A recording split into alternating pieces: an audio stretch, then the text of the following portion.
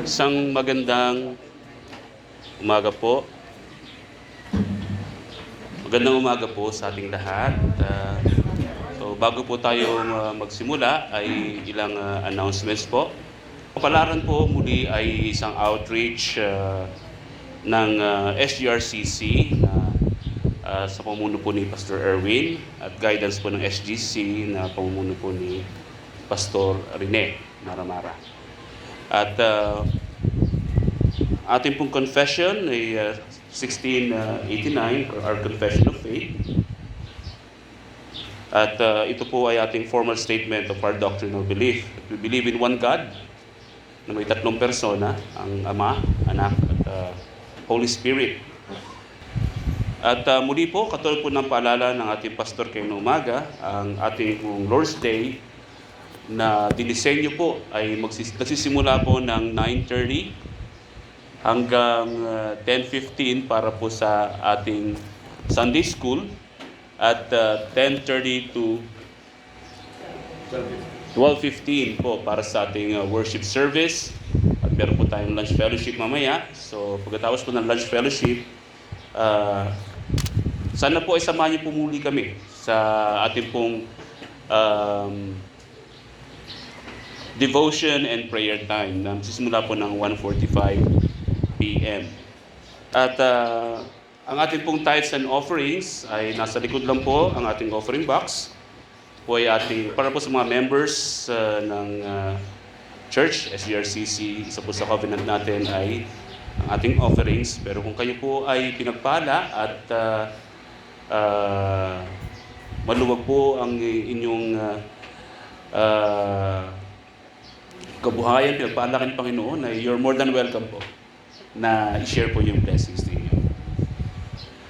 So, bago tayo magsimula, sabi po sa Habakuk, chapter 2, verse 20, ngunit ang Panginoon ay nasa kanyang templong banal, tumahimik ang buong lupa sa harapan niya. Tayo po'y dumulog sa Panginoon at manalangin. Ama naming banal, Diyos naming nasa langit, salamat po muli Panginoon at kami po ay inyong dinala rito ngayong araw na ito. Salamat po sa isang linggong pagpapagal na kami po ay inyong niligtas at tinulungan sa biyaya po ng buhay na meron ng bawat isa. Samahan niyo po kami Ama at kayo po ay pumagitna sa araw po na ito. Kayo po Ama ang aming patuloy na sasambahin at luluwalhatiin. Ito po ang aming dalangin po sa pangalan po ni Jesus. Amen. Kung kayo po ay may mga Biblia, samahan niyo po ako para po sa ating call to worship. Let's open our Bibles sa mga awit. 119,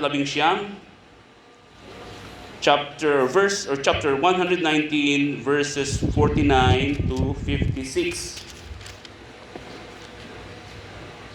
Psalms 119 verses 49 to 56. Kung nariyan na po kayo, samahan niyo po ako sa pagbasa. Alalahanin mo ang iyong salita sa lingkod mo, na dooy pinaasa mo ako. Ito'y aking kaaliwan sa aking kapighatian, na ang iyong pangako ang nagbibigay sa akin ng buhay. Ganap akong pinagtatawanan ng mapagmataas na tao. Gayon may hindi ako humihiwalay sa kautusan mo. Aking inaalala ang mga batas mo ng una, O Panginoon, at ako'y naaaliw. Maalab na galit ang humawak sa akin dahil sa masasama na tumalikod sa iyong kautusan. Ang iyong mga tuntunin ay naging aking mga awit sa bahay ng aking paglalakbay.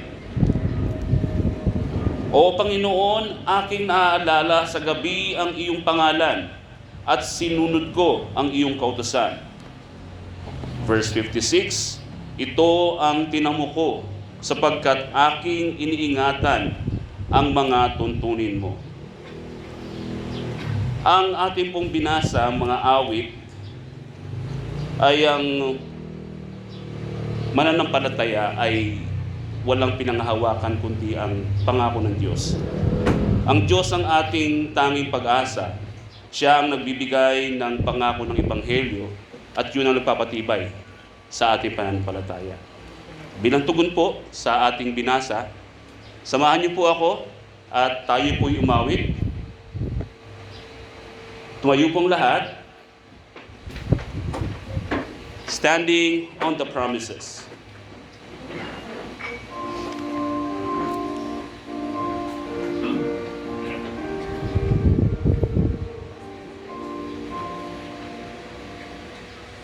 Sing on the promises of Christ, my King. Through eternal ages let His praises ring. Glory in the highest I will shout and sing, standing on the promises of God.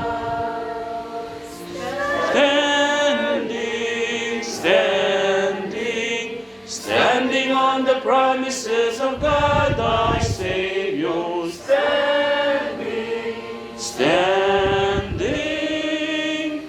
I'm standing on the promises of God.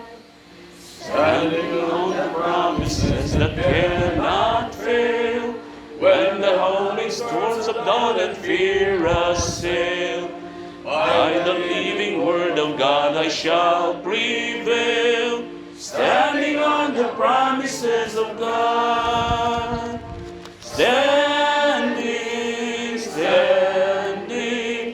Standing on the promises of God, my Savior.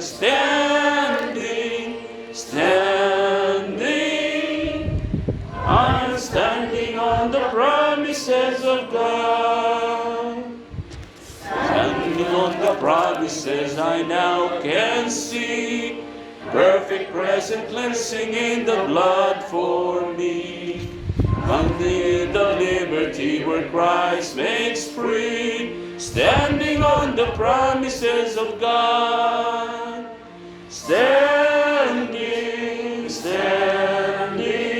Standing on the promises of God, my Savior.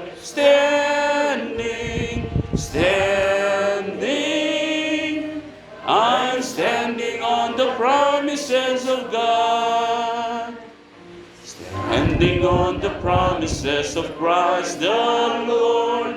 Bow to Him eternally, beloved strong core. Overcoming daily with the Spirit's sword. Standing on the promises of God.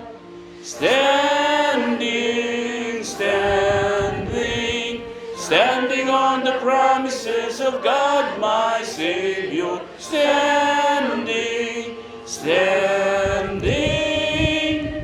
I'm standing on the promises of God. Standing on the promises I cannot fall. Listening every moment to the Spirit's call. Resting in my Savior as my all in all. Standing on the promises of God. Standing on the promises of God, my Savior.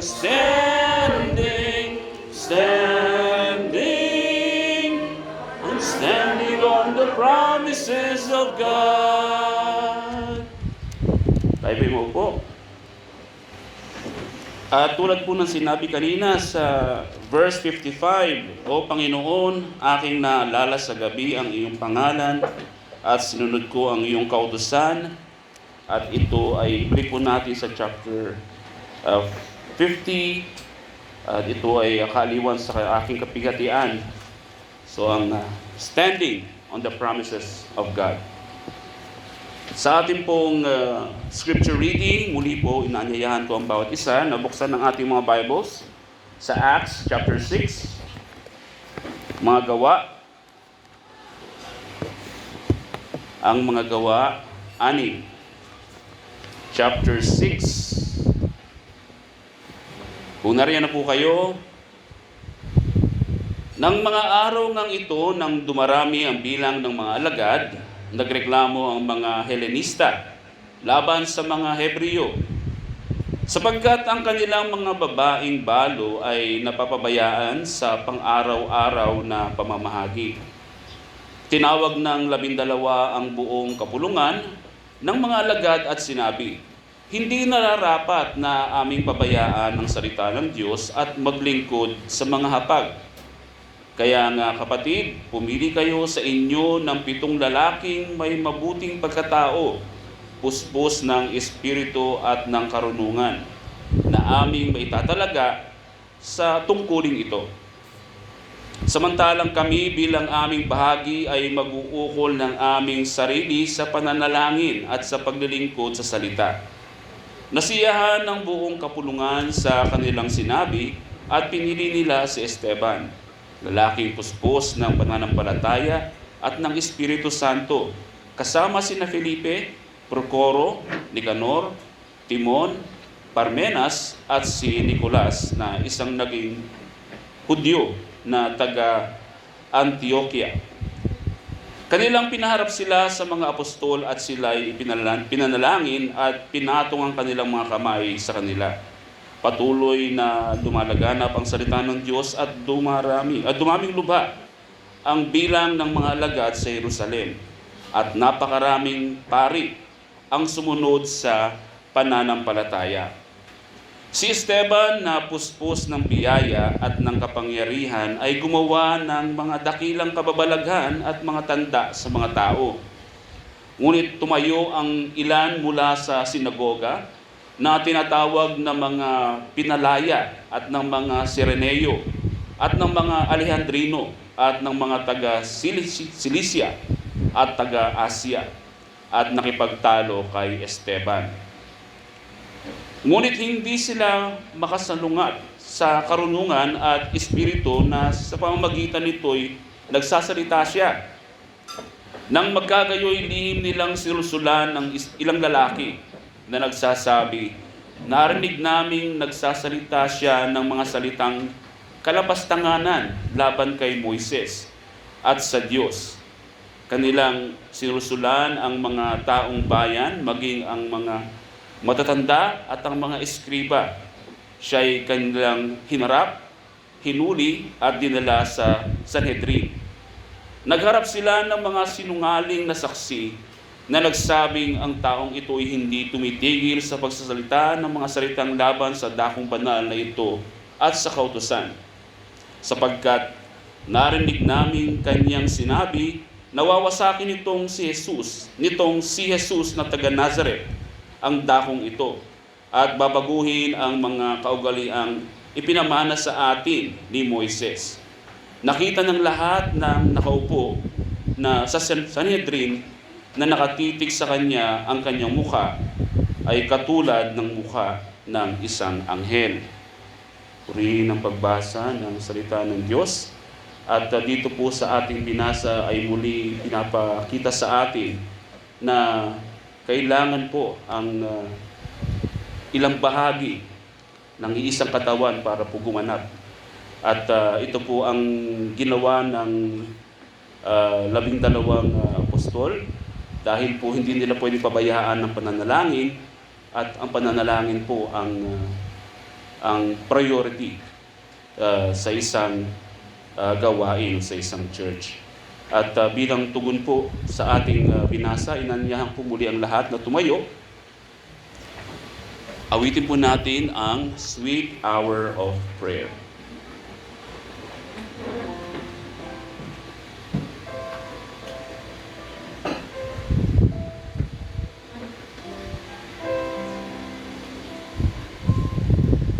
Sweet hour of prayer, sweet hour of prayer, that draws thee from the world of care, and bids me at my Father's throne make all my wants and wishes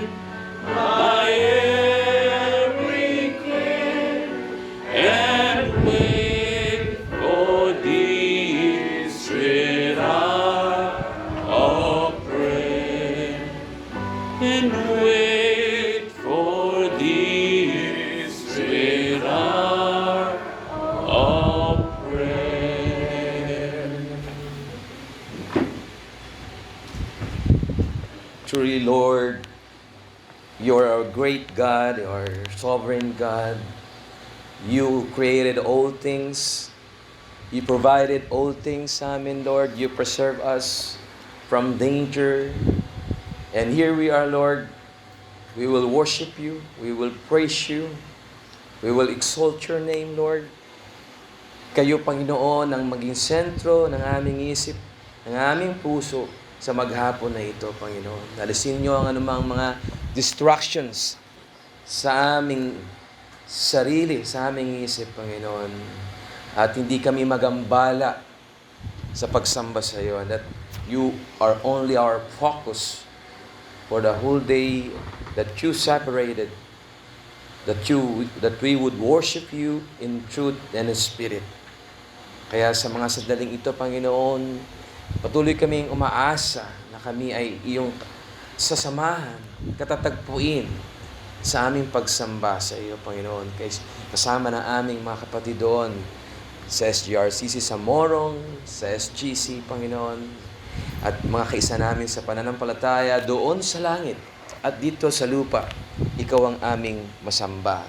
Sa aming pag-awit, patuloy nyo kaming bigyan ng mababang puso na ang bawat titik na aming inaawit ay maging papuri sa iyo, Panginoon. Sa aming pakikinig ng iyong mga salita, maging gutom ang aming kaluluwa. Nabusugin ito ng iyong mga salita na magbibigay sa amin ng lakas, Panginoon, na sa tuwing kami haharap sa mundong ito na nahulog sa kasalanan, kami, Panginoon, ay mayroong kalakasan na lampasan ang mga tukso, mga suliranin, mga pagsubok na umaharap sa amin sa araw-araw, Panginoon. Sapagkat ang aming laman ay makasalanan. Kami ay depraved, Lord, sa iyong harapan. Kung hindi lamang dahil sa sakripisyo ng aming Panginoong Jesucristo doon sa krus ng Kalbaryo, ay hindi kami makakaharap sa iyo, Panginoon. Hindi kami makalalapit sa iyo. At hindi kami magiging matuwid sa iyong harapan. Kaya walang hanggan ang aming pasalamat na kami ay iyong tinuring na mga anak kahit na kami, Panginoon, ay makasalanan. Kahit na kami, Panginoon, ay hindi karapat-dapat sa biyaya na iyong ibinigay sa amin, ay itinuring nyo kaming mga anak sa pamamagitan ng aming Panginoong Jesucristo. Salamat, Panginoon, nakalalapit kami ngayon sa iyo.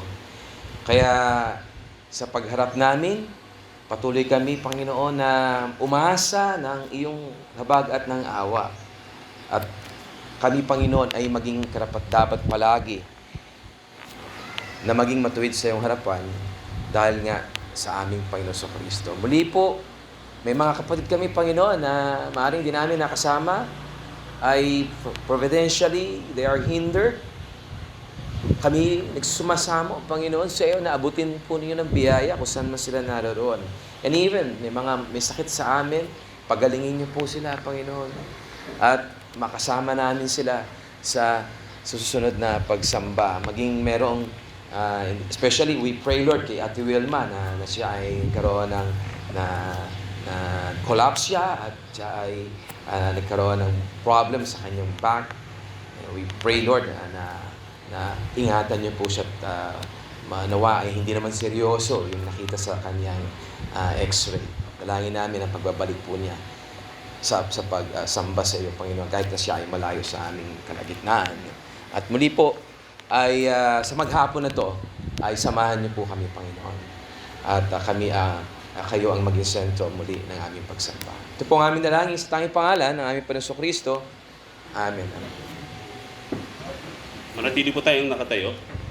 At bago po tayo makapakinig ng mensahe na pangunahan, na-bless po tayo dahil dito po sa ating Pastor Erwin.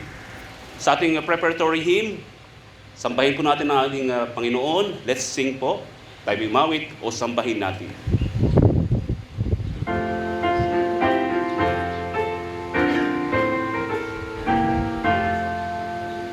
O sambahin natin dakilang hari, ating awitin kanyang walhati, kanlungan tanggulan lang.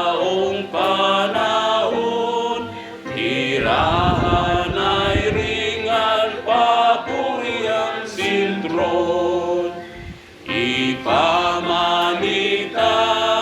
biyaya at husay, siyang nang liwanag ay nadaramtan. Karwahe ng galit mo'y mayroong anyo, sa pangano rin at hagupit ng bagyo. Sandaigdigang nakamamangha, kapangyarihan mong siyang lumikha. Sa taktay mong tibay mong inirapat, at pinalot mo ng malawak na dagat. Ang pagkalingay di maambing, nasa liwanag, nasa hangin din. Sa bundok at parang pumapailan lang, nagiging hamog at iniuulan. Taong mahina, kami ay lupang asa sa awa mo, O Diyos lamang. Pagpapala mo'y hanggang katapusan, aming tanggulan ka't aming kaligtasan. Tayo po'y maupo na.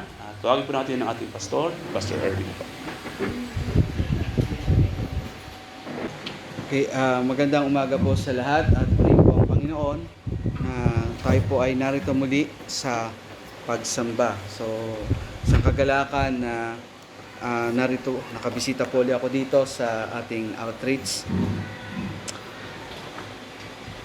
Sinasabi po napag-aaralan po natin mula sa salita ng Diyos yung kalagayan ng tao. Kung ano ang kanyang nature. Kanina nabanggit ni Brother Aldrin sa prayer kung ano talaga yung katayuan natin. Na sinabi na tayo ay totally depraved. Na tayo ay makasalanan. So sinasabi natin na sa katuruang ito na ang tao ay walang kakayahan sa kanyang sarili na sumampalataya o lumapit sa Diyos. At sinasabi nga ng salita ng Diyos, particular ni Apostol Pablo, na ang tao ay patay sa kanyang kalagayan. At ang lahat ng bahagi ng tao ay naapektuhan ng kasalanan. Walang parte ng tao na hindi na-impluwensyahan ng kasalanan. Alam nyo, isa sa makikita natin sa Biblia na expression ng kalagayang ito ng tao ay ang pagiging makasarili. Pagtataas sa sarili, nakasentro sa sarili, at lahat ay para sa sarili. So, ganun po ang kalagayan ng tao. Tinanong ko po ang AI kung ano ba ang makabagong pagpapakita ng pagiging makasarili sa ngayon. Alam nyo, namangha ako kasi concise yung sagot niya at talagang totoo. Kaya, hayaan nyo ako na ibigay ko sa inyo yung kanyang sagot. So, ano ba yung makabagong pagpapakita ng tao sa pagiging makasarili? Una, sabi niya, social media validation seekers. So, sa mga tao daw na ito, laging nakapokus sa likes, share, and comment. Nagpo-post siya hindi para magbahagi, kundi para sa papuri at atensyon. So, yun daw po yung mga social media validation seekers. Then, pangalawa, main character syndrome. Iniisip na siya ay bida sa lahat ng sitwasyon. Yung sa ganito daw kaisipan. Hindi siya marunong mag-adjust o magbigay daan sa iba, lalo na kung gusto siya ang nasusunod. Laging gusto siya ang nasusunod. Ito daw yung mga main character syndrome. Pangatlo, emotional narcissism. So, laging sariling damdamin ang inuunawa. Hindi marunong makinig o umunawa sa emosyon ng iba. Kapag may problema ang iba, ibinabalik ang usapan sa sarili. So, ganun daw po yung mga emotional narcissism. So, then, pang-apat, entitlement mindset. So, pakiramdam, sa mga taong ito, pakiramdam na karapat-dapat siya sa lahat kahit wala siyang sapat na effort. Ayaw tumanggap ng correction o criticism. Madaling magreklamo kapag hindi na nakuha ang gusto. Sila daw yung mga entitlement mindset. Then, pang-lima, performative kindness. So, ito naman daw ay gumagawa ng mabuti pero para makita ng iba. So, may maraming ganyan, di ba? O, gumagawa ng mabuti para makinabang. So, ganoon. Ito daw po yung mga performative kindness. Then pang-anim, cancel culture extremism. Cancel culture extremism. Mabilis manghusga. Sila daw ito at mag-condemn ng iba. Hindi marunong magbigay ng grace o second chance. Sariling moral standard lang ang sinusunod. Di ba? Kaya nga sa social media o sa iyo tinatawag na cancel culture nga. Di ba? Pag hindi nagustuhan o hindi ka kapanig namin, cancel kita, unfriend kita. Di ba? Ganon. So, pang-pito, hyper-individualism. Sarili ko muna bago ang lahat. Mindset. Pang-walo, attention hijacking. Laging sinasapawan ng kwento o achievement ng iba. Halimbawa, nagkukwentuhan. Ako nga eh. Lagi niyo maririnig yung mga ganyan. Ako nga eh. Diba? Si Nanay Purita tatawa. So, number 9, transactional relationship. Nakikipagkaibigan o relasyon base sa pakinabang. So, makipagkaibigan kasi baga friend with benefits. So, sila daw yung mga transactional relationship. Then lastly, self-brand obsession. Tinitingnan ang sarili bilang brand. Lahat ng kilos ay inaayos ng maingat para sa kanyang image. Kasi ang pinopromote, parang isang produkto, may brand na pinopromote. So, ang tawag daw sa kanila, self-brand obsession. So, kaya, ganito yung tao kung hindi aabutin ng biyaya ng Panginoon. Dahil nga, ang lahat ay sa sarili. Dahil nga sa kalagayan ng tao na siya ay depraved, nakatuon sa kanyang sarili ang lahat. Kahit sa loob ng pagiging reliyoso nga, di ba? Dinadala natin yung ating pagiging makasarili sa pagiging relihiyon. Halimbawa, sabihin natin, marami tayong mga kababayan na masyado silang reliyoso, pero anong dahilan kung bakit sila reliyoso? Pepenitensya dahil meron akong gustong makuha. Kasi meron akong pinapanalangin. Kasi meron akong ganito. Sarili pa rin, di ba? So, ganun yung makikita natin. May mga panata sila. Pero, ang gusto lang nila, makuha ang pabor ng Diyos. O kaya naman, sasabihin nila para sabihin sa kanila na sila ay reliyoso. At katulad kanina natin pinag-aralan sa pagsamba nga, di ba? Sasabihin ng ilan, ganito ang gagawin natin kasi ganito yung gawin natin kasi ganito ay masaya. Para sa Panginoon naman to eh. Masaya. Pero ang tanong, again, katulad ng pinag-aralan natin kanina, ito ba ang utos ng Panginoon? Diba? Kahit nga po sa mga paglapit natin sa mga karelasyon natin na nasira, sasabihin natin, hindi tayo makikipag-ayos. Sasabihin natin, ako nasaktan eh. Paano naman ako? Ganon. Paano naman ako? Ako nagkarbaryado eh. Paano naman ako? So, gano'n ang sasabihin natin. Nakasentro pa rin sa ating sarili. Kaya nga, makikita natin ang pagiging depraved ng tao at hayag iyan sa pagiging makasarili. At tayong lahat ay nabubuhay. At kung susuriin natin yung ating buhay, lahat iyon ay mauhulog sa pagiging makasarili. Ngunit, salamat sa kagandahan ng Ebanghelyo kay Kristo, sapagkat ito'y naghatid ng bagong pagtutuon. Kaya po anong sabi sa ating pag-aaralan na teksto ngayon, dito sa 2 Corinthians 5:15, isang text lang, pero ito yung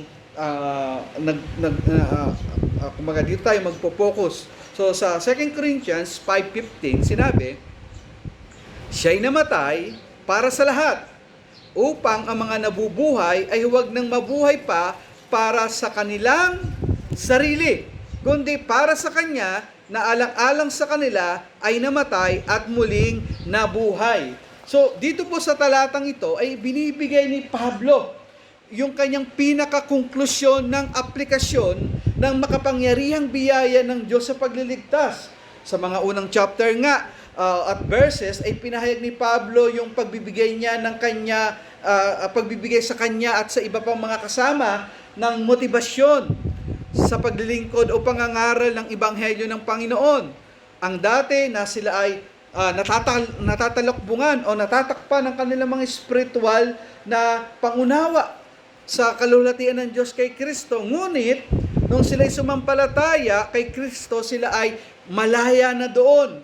Kaya, sinabi doon sa chapter 3 verse 16, ngunit kapag ang isang tao ay bumaling sa Panginoon, ang talukbong ay naaalis. At sinabi din sa verse 18 ng chapter 3, at tayong lahat na walang talukbong ang mukha, na nakikita ang kalulatian ng Panginoon gaya ng isang salamin, ay nababago sa gayunding larawan mula sa kaluwalhatian tungo sa kaluwalhatian, sapagkat ito ay mula sa Panginoon na siyang Espiritu. So kaya nga dito, sinasabi niya, nung hindi pa sila sumampalataya sa Panginoon, nung hindi pa tayo sumampalataya sa Panginoon, ay natatalokbungan yung ating pangunawa. Hindi natin nakikita o makita ang liwanag ng Ebanghelyo kay Kristo. Kaya iyon yung sinasabi niya dito. Kaya nga, dahil hindi natin makita, ang lahat ng gagawin natin, lahat ng pamumuhay ay para sa ating sarili. Ang nakikita natin ay ang ating sarili. So, ganun yung sinasabi dito ni Pablo. Kaya nga dito, dahil nga sila ay napalaya na doon, naalis na yung talukbong, at dahil sa sila ay sumampalataya na sa Panginoon, nakita na nila ang kalulatian ng liwanag ng Ebanghelyo, kaya ito yung motibasyon sa kanila na bakit sila naglilingkod. Yung pag-ibig nila kay Kristo na ipapakita sa pamagitan ng pagbibigay ng sarili. At nakita nila itong unang ginawa ng Panginoong Kristo na ibinigay ang kanyang sarili doon sa krus. Kaya dahil sa kanyang kamatayan, ay nagkaroon ng pakikipagkasundo ang makasalanan sa banal na Diyos. At yan ay sinabi niya doon sa chapter 5, verse 14. Sinabi doon, ang pag-ibig ni Kristo ang mihimok sa amin, sapagkat kami ay lubos na naniniwala ng isa ay namatay para sa lahat, kaya't ang lahat ay namatay. Then, sinabi niya uli sa verse 18, lahat ng ito ay mula sa Diyos, na tayo'y pinagkasundo niya sa kanyang sarili sa pamamagitan ni Kristo. Kaya, para kay Pablo, yung pinaka-aplikasyon or epekto sa kanya ng makapangyarihang biyaya ng Diyos sa pagliligtas, itong ating teksto. Sinabi niya, upang ang mga nabubuhay ay huwag nang mabuhay pa para sa kanilang sarili, kundi para sa Kanya na alang-alang sa kanila ay namatay at muling nabuhay. Okay, yung salitang ginamit dito na kundi para, ay yung salita na yon ay nagpapahiwatig daw na patungkol sa mga bagay na nakaraan. Hindi man sinabi dito ni Pablo kung ito ay yung mga bagay na nakaraan o patotoo sa kanyang sarili, subalit ay nagsasabi ito ng dating pamumuhay. At ano yung sinasabi dito na dating pamumuhay? Ang pagiging makasarili. Ang pagiging makasarili. At ito ang paglalarawan sa lahat ng tao. Mula nang ipanganak kay Adan, sila ay nabubuhay para sa sarili. Sabi nga ng isang komentaryo, sabi doon, ang pagiging makasarili ang siyang kumokontrol sa makasalanang pamumuhay. Ito ang motibo na gumagalaw sa natural na isipan o natural na isip, damdamin at kalooban ng tao. Magpapasya sa sarili, maglilingkod sa sarili, at mamumuhay para sa sarili. Ganyan po ang kalagayan ng tao bago siya makasumpong ng biyaya ng pagliligtas ng Diyos. Kaya mula rito, ganito po yung gusto kong dalhin na mensahe. O ganito yung mensahe na makukuha natin dito. Ang isang mananampalataya na mayroong bagong buhay kay Kristo ay nabubuhay hindi para sa kanyang sarili, kundi para sa Panginoon na nagbigay ng buhay para sa kanya. Muli, ang isang mananampalataya na mayroong bagong buhay kay Kristo ay nabubuhay hindi para sa kanyang sarili, kundi para sa Panginoon na nagbigay ng buhay para sa kanya. Kung magiging totoo talaga ito sa atin, o magiging totoo sa atin yung ginawang pagliligtas ng Diyos, kung magiging totoo lang talaga sa atin yung ebanghelyo ng Panginoon, at iisipin natin kung paano ibinigay ng Diyos ang kanyang sarili doon sa krus para ikaw at ako ay magkaroon ng kapatawaran sa kasalanan, hindi po natin nanaisip na mabuhay para sa ating sarili. Hindi po. Katulad kay Pablo, di ba? Nung maunawaan niya ito, nung kumilos ang ebanghelyo ng Panginoon sa kanya, nung siya iniligtas, sinabi niya doon sa verse 9, maging nasa tahanan o malayo sa tahanan, ang aming mitiin ay ang mabigyan siya ng kasiyahan. So, pinapahayag ni Pablo rito, na mula nung siya ay iniligtas, ngayon, dahil siya ay niligtas ng Diyos, si Kristo ay namatay para sa kanya, ngayon yung buhay niya ay para sa Panginoon. At mas maliwanag niya itong sinabi doon sa Galatians chapter 2, verse 20. Sinabi niya doon, ako'y ipinakong kasama ni Kristo at hindi na ako ang nabubuhay, kundi si Kristo ang nabubuhay sa akin, at ang buhay na ikinabubuhay ko ngayon, sa laman ay kinabubuhay ko sa pamamagitan ng pananampalataya sa anak ng Diyos na sa akin ay nagmahal at nagbigay ng kanyang sarili dahil sa akin. Nung maranasan po ni Pablo ang pagliligtas ng Diyos, ay nasabi niya, ang buhay na ikinabubuhay ko ngayon ay hindi na sa akin. Hindi na sa akin. Dito po sa ating teksto, ay para pong sinasagot ni Pablo ang tanong kung bakit namatay si Jesus. Hindi niya sinagot dito yung mga pangunahing dahilan, kundi ang bunga or epekto ng kamatayan ng ating Panginoon sa bawat mananampalataya. Kaya sinabi niya, upang ang mga nabubuhay ay huwag nang mabuhay pa para sa kanilang sarili. So yung layunin dito, na bakit binanggit ito ni Pablo, ang layunin ay upang alisin ang pag-ibig ng tao sa sarili at itanim ang pag-ibig ng Diyos sa puso ng bawat mananampalataya. So ang sinasabi lang dito ni Pablo na nung sinabi niya ito ay upang yung pagiging makasarili natin ibaling natin sa pag-ibig sa Panginoon. Kaya yung sinabi nitong salita, yung pagkakagamit ng salita dito, ay nagpapakita ng pagpapatuloy na gawain. Kumbaga, ipinapakita nito ang patuloy na layunin ng buhay Kristiyano. Ang alin?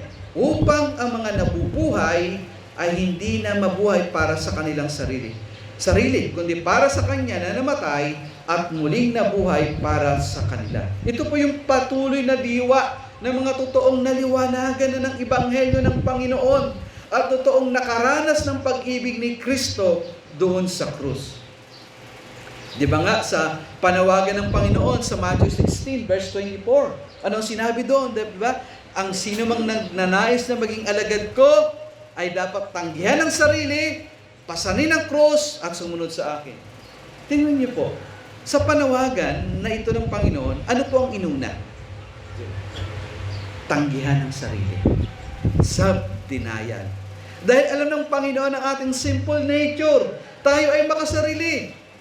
Kaya nangangailangan muna, before ka totoong makasunod, totoong maging alagad ni Kristo, tanggihan mo yung sarili. Tanggihan mo. Kaya ang pagtanggi sa sarili ay mabuti lamang kapag kasabay nito ang pamumuhay para sa Kanya na namatay at muling nabuhay.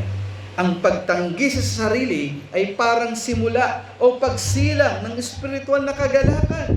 So, ibig sabihin nito, kung talagang totoo na dumating sa iyo ang salita ng Diyos, binago ka, ang puso mong laman, dati ay ngayon ay pusong bato, ay pinalitan ng pusong laman, ikaw ay nagpasakop na kay Kristo, sumampalataya ka na sa Kanya, nagsisi ka na sa iyong kasalanan, ang magiging resulta nun, tatanggihan mo yung sarili. Sinabi din ni Pablo sa mga taga-Roma, chapter 14, verse 7 and 8. Sabi doon, walang sino man sa atin ang nabubuhay sa kanyang sarili. At walang sino mang namamatay sa kanyang sarili. Kundi nabubuhay tayo sa Panginoon, tayo'y nabubuhay. Kung namamatay tayo sa Panginoon, tayo'y namamatay. Kaya't mabuhay man tayo o mamatay, tayo'y sa Panginoon.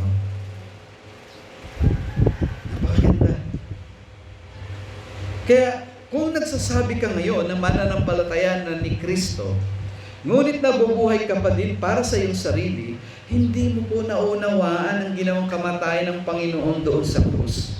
Hindi pa talaga totoo sa iyo ang Ebanghelyo. Siya ay namatay upang ikaw ay mabuhay para sa Kanya. Ang mga hindi mananampalataya ay natural sa kanila na mamuhay para sa kanilang sarili. Di ba? Mamuhay sila sa kanilang mga ambisyon, sa kanilang mga trabaho. Kaya 24/7 nagtatrabaho. Sa kanilang mga negosyo, sa kanilang mga pangarap, mga karir, at sa kanilang mga sariling kapakinabangan. Sariling interes at maraming iba pa na nagsasabi na para sa kanilang sarili. Ganito nga po ang ating makikita mula sa Biblia, sa Old Testament hanggang sa New Testament, na naroon yung pagiging makasarili. Doon pa lang sa unang mga magulang natin, sa Garden of Eden. Di ba, nung tuksuhin ng si Eva, ano po ang sinabi sa Genesis chapter 3, verse 6? Kaya't nang makita ng babae na ang bunga ng punong kahoy ay mabuting kainin, nakalulugod sa paningin. Yung salitang nakalulugod sa paningin, na-translate po to sa original na salita na greedy. Pagiging greedy, sakim. At alam natin ang pagiging sakim ay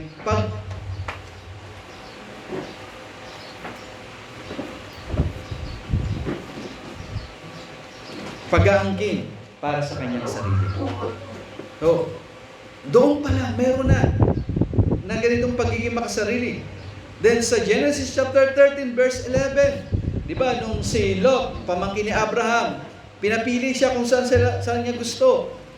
Sa verse 11 sinabi niya, kaya pinili ni Lot para sa kanya ang buong libis ng Jordan. So pinili niya ang pinakamagandang lupain, yung Sodom at Gomorrah, para sa kanyang sarili. Kahit alam niya, masamang lugar yun. Pero, sabi doon, para sa kanyang sarili. Si Ahab, nung makita niya yung isang king, si Ahab na hari nung time na yon, nakita niya yung lupain ni Nabat sa 1 King chapter 22 verse 2. Sabi doon, sinabi ni Ahab kay Nabat, ibigay mo sa akin ang iyong ubasan upang mapasa akin bilang taniman ng gulay, sapagkat malapit iyon sa aking bahay. Then sa verse 4, pumasok si Ahab sa kanyang bahay na yamot at malungkot dahil sa sinabi ni Nabat na Jezreelita sa kanya, sapagkat kanyang sinabi, hindi ko ibibigay sa iyo ang pamana ng aking mga ninuno. Siya'y nahiga sa kanyang higaan, ipinit ang kanyang muka at ayaw kumain ng pagkain. Nakita natin, dahil gusto ni Ahab yung lupain ni Nabat, pero ayaw ibigay ni Nabat. Anong ginawa ni Ahab? Nagmaktol. Parang isang bata na pumunta sa kanyang kwarto, ayaw kumain, ayaw tumayo. At nabalitaan ng kanyang asawa ni Ahab. Anong ginawa ng asawa ni Ahab? Pinatay si Nabat upang makuha yung lupa. Naroon yung pagiging makasarili. At doon sa Judges, sa aklat ng mga Judges o mga hukom, mababasa natin doon yung paulit-ulit na sinabi doon, gumawa ng kung ano ang tama sa kanyang sarili. So, sinabi doon, bawat isa ay gumagawa ng kung ano ang tama sa kanyang sariling paningin. Yan yung paulit-ulit na mababanggit doon sa Book of Judges. Kaya nga, di ba, kita natin doon sa Book of Judges, yung sila ay pinarusahan ng Panginoon, na-restore, pinarusahan ng Panginoon. Dahil itong mga taong ito, ay gumagawa sila kung ano ang tama sa kanilang sariling paningin. Para sa kanilang sarili. Si Saul, di ba sa 1 Samuel chapter 15, hindi niya sinunod ang utos ng Panginoon na sumalakay siya sa bansa na yon, kunin lahat, patayin lahat. Pero anong ginawa ni Saul? Inuna yung kanyang kagustuhan at yung reputasyon niya. Sa bagong tipan, si Judas Iscariot, pinagkanulo ang Panginoon. Ang mga Pariseo sa kanilang pagiging matuwid sa kanilang sarili, pagmamatuwid sa kanilang sarili. At meron din sa isa pang karakter, si Diotrephes, na gusto niya siya yung maging pangunahin sa lahat. So, naroon yung pagiging makasarili. Ibig sa talinhaga ng Panginoon, nandun yung karakter na pinapakita yung pagiging makasarili, yung alibugang anak. Sa mayamang mangmang sa Lucas chapter 12. Alin yung makikita natin sa Lucas chapter 12? Yung paulit-ulit na ako. Ako. Ako ay magtatayo ng kamali. Ako ay magsasaya na. Ako ang paulit-ulit na binanggit doon. In fact, 12 times yata na binanggit yun. Pinapakita dito yung pagiging makasarili. Kaya mga kapatid, laganap sa Biblia ang mga tao at pagsasaway sa mga namumuhay na makasarili at para sa kanilang sarili lamang. At ganito nga po ang ating kalagayan nung hindi pa kumikilos ang biyaya ng pagliligtas sa atin ng Diyos. Ngunit ang sinasabi sa ating talata, sabi dito, siya'y namatay para sa lahat. 2 Corinthians 5:15. Upang ang mga nabubuhay ay huwag nang mabuhay pa para sa kanilang sarili, kundi para sa Kanya na alang-alang sa kanila ay namatay at muling nabuhay. Yung para sa lahat na salita dito ay hindi tumutukoy sa bawat isang tao. Sa halip, yung sa lahat dito ay yun lamang sumampalataya sa Panginoon. Kaya nga po yung sumunod na phrase ay pinaliwanag ni Pablo kung sino ang lahat ng iyon. At ang sagot, yung mga hindi nabubuhay para sa kanilang sarili. So ang sinasabi dito ni Pablo, ang Panginoong Hesus ay namatay para sa lahat. At sino yung lahat na yon? Yung mga taong iyon na nabubuhay na hindi para sa kanilang sarili. Kaya, pinapakita dito na hindi lahat o bawat isang tao sa halip ang sumampalataya sa Panginoon ang makikita natin na mamumuhay sila hindi para sa sarili. Dahil kung para sa lahat ang kanyang kamatayan, ay dapat hindi na sila nabubuhay para sa kanilang sarili. Ngunit hindi po ganito. At obvious, maraming tao ang nabubuhay para sa kanilang sarili. Tingnan na lang po natin ngayon. Araw ito ng Panginoon. Saan po mas marami ang nagtitipon? Lalo medyo mainit. Sa mall, sa mga pasyalan, sa kasiyahan, at marami pang iba. Para sa kanilang sariling kapakanan. Kaya nga pinapakita ng talata na kung sino ang mabubuhay ng hindi para sa kanilang sarili. At ito ang mga nagbenepisyo sa kamatayan ng Panginoon Hesus. O yung talagang nakaranas ng pagliligtas ng Panginoon doon sa kanyang kamatayan sa krus. Kaya, yung mga nabubuhay pa para sa kanilang mga sarili ay hayag na hindi pa nakaranas ng pagliligtas sa Diyos. Katulad sila ng sinabi ni Pablo sa chapter 4 verse 4.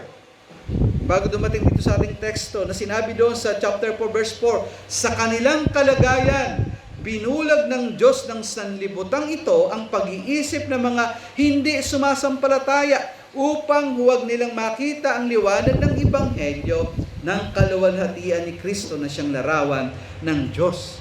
Kaya, bakit daw po Hindi nila makita yung sinasabi ng salita ng Diyos, yung ebanghelyo ng Panginoon, yung higit nilang pangangailangan. Ang sinabi ni Pablo, sila'y binulag ng prinsipe ng sanlibutan ito.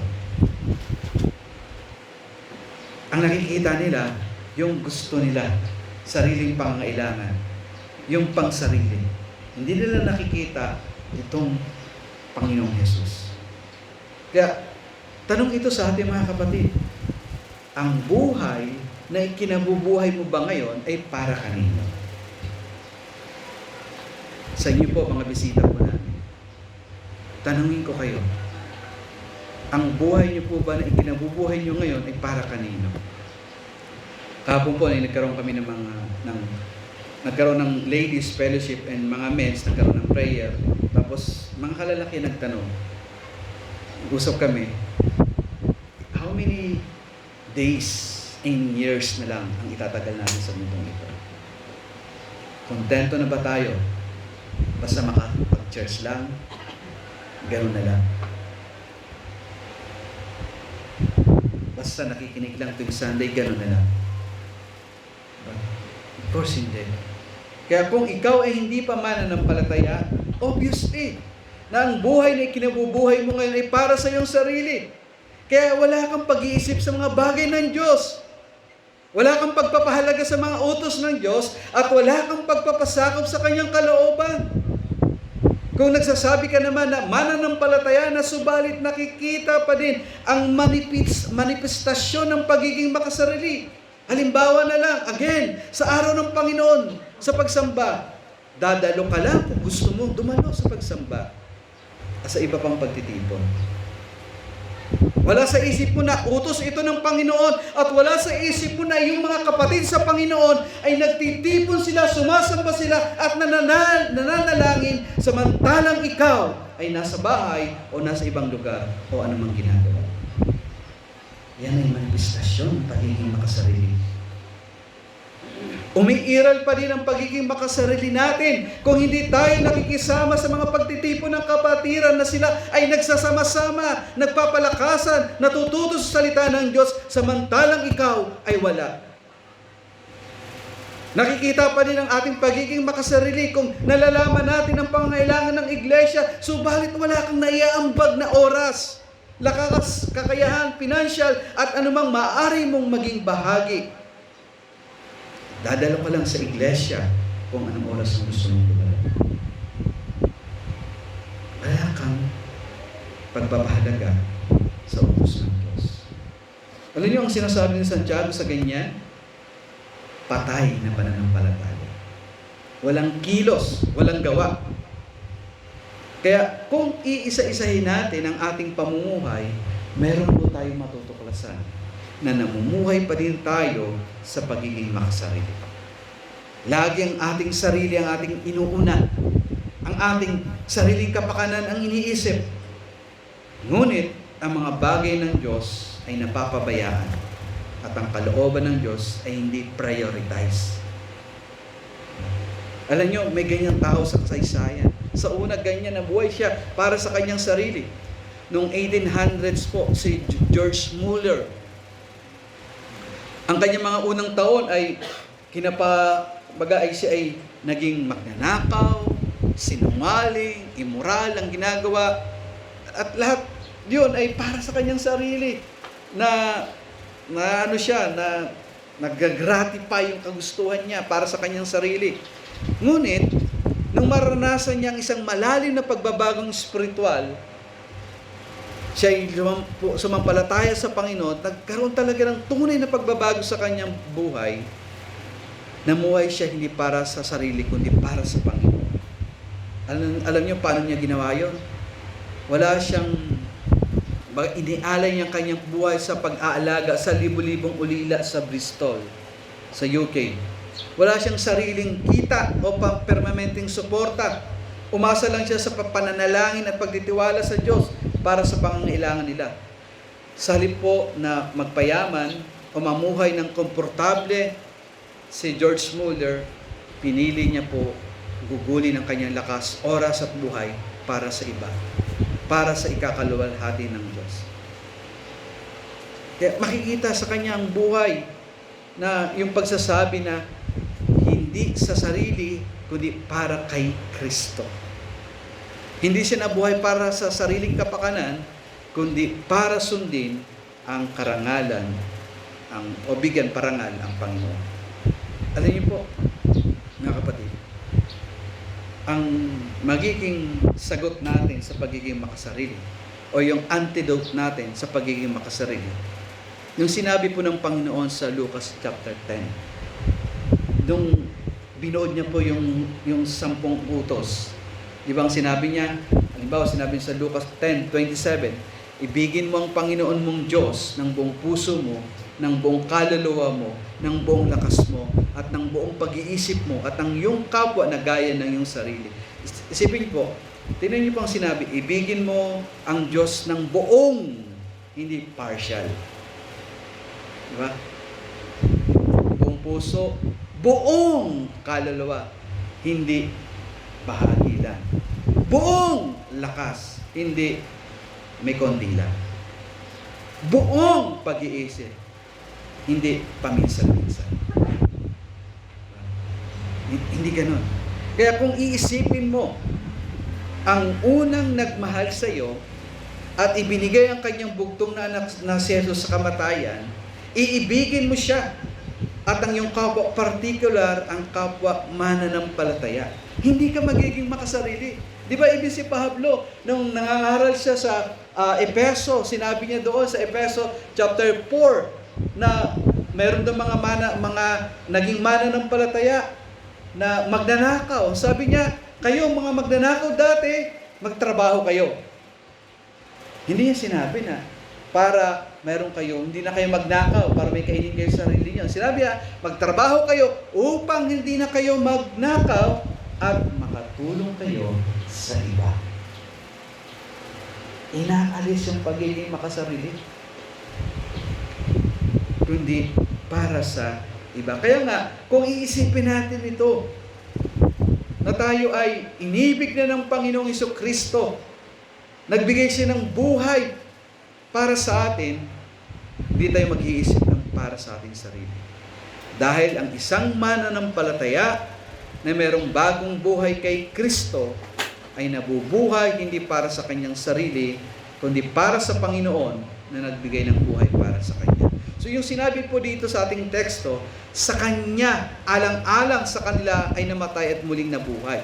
So yung salita dito, ang sinasabi lang dito sa atin, ang pamumuhay sa liwanag ng kanyang kamatayan, ang nagtutulak sa atin upang mamuhay araw-araw para sa tagapagligtas at hindi para sa ating sarili. So sinasabi niya dito na nasa ating diwa lagi, araw-araw, na si Kristo ay namatay na para sa akin.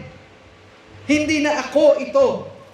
At dapat si Kristo na, o mamubuhay ako para na kay Kristo na. Kaya mga kapatid, ang meron tayo ngayon ay si Kristo.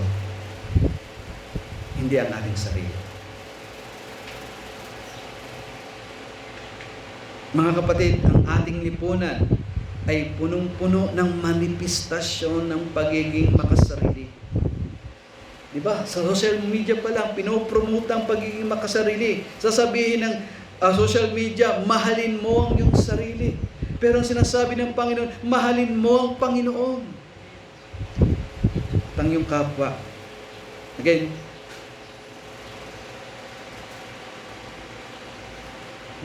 kung maunawaan po natin ito, naunawaan po natin ang ating nakamtan ng pagligtas sa Panginoon, hindi tayo mamumuhay sa ating mga sarili. Kaya muli mga kapatid, ngayon na nakamtan na natin ang kaligtasan sa pamamagitan ng kamatayan ng ating Panginoong Hesus, tayo na itinuri ng mga patay dahil sa kasalanan, ngayon ay binuhay kay Kristo upang mabuhay para kay Kristo. Dinagdag pa niya doon sa verse 17 dito sa ating teksto, kaya't kung ang sino man ay na kay Kristo, siya'y bagong nilalang.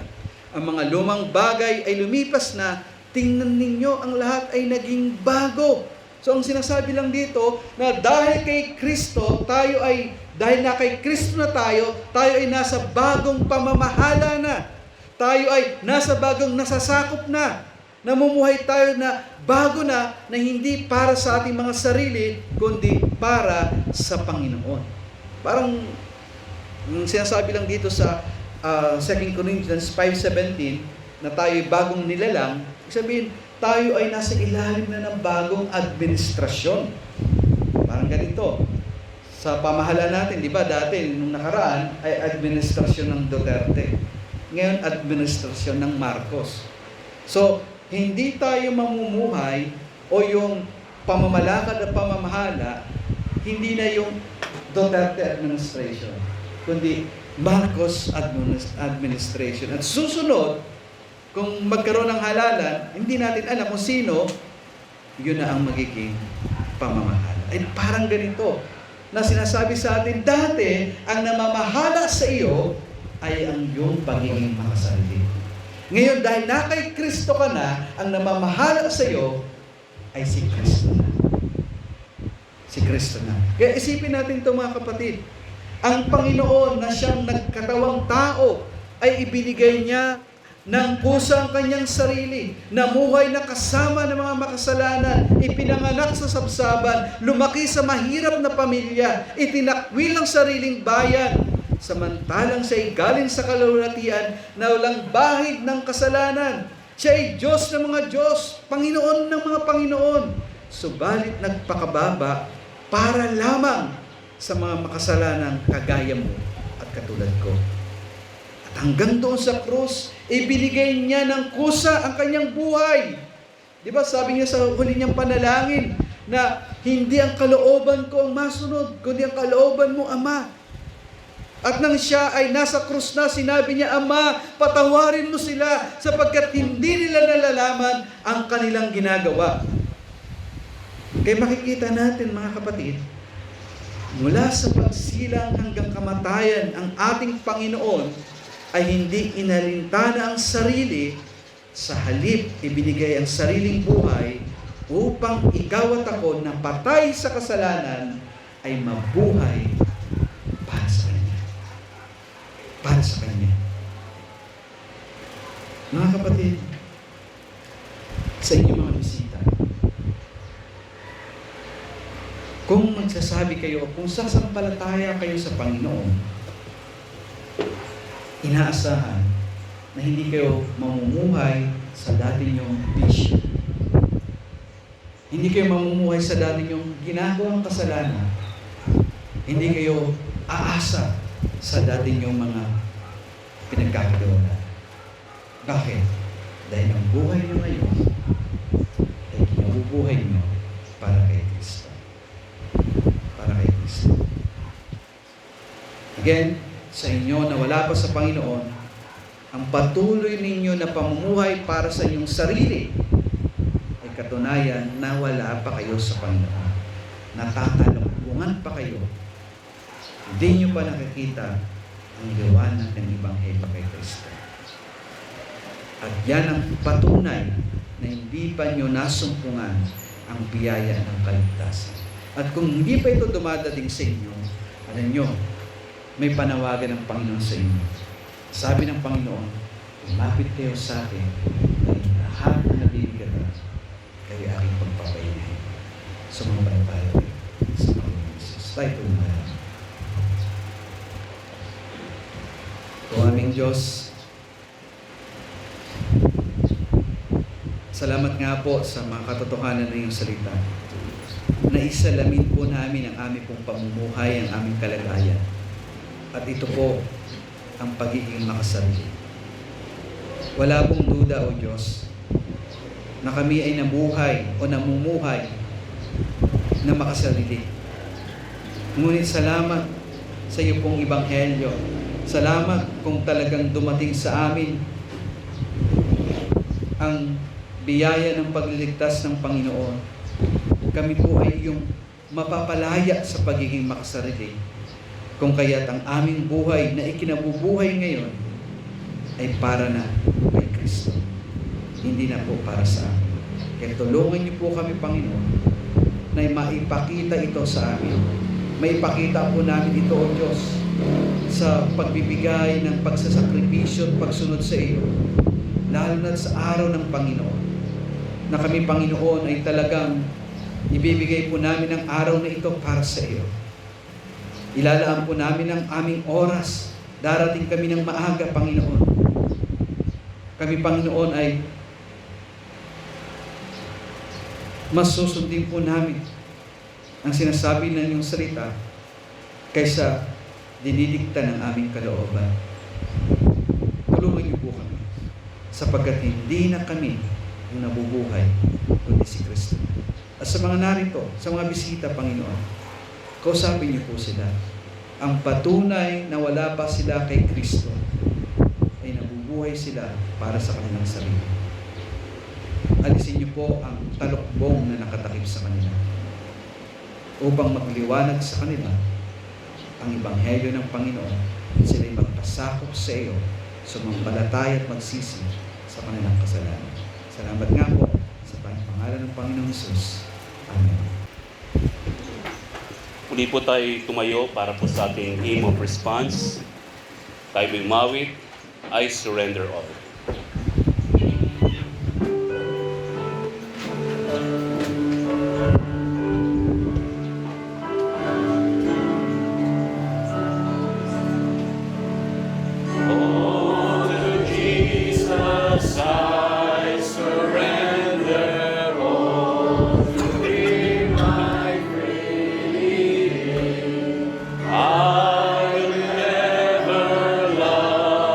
Trust in